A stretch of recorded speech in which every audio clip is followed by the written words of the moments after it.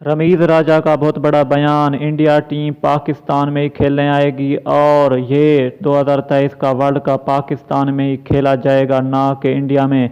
जी हाँ नाज़रीन, आपको बताते चलें कि पाकिस्तान क्रिकेट बोर्ड के चेयरमैन रमीज राजा ने बयान दे दिया है कि अब 2023 का वर्ल्ड कप सिर्फ और सिर्फ पाकिस्तान में ही खेला जाएगा। अगर इंडिया को आना हुआ तो आए, वरना ना आए। ये थी आपके लिए ख़ास ब्रेकिंग न्यूज़। जी हाँ नाज़रीन, उम्मीद करता हूँ कि ये ब्रेकिंग न्यूज़ आपको पसंद आई होगी।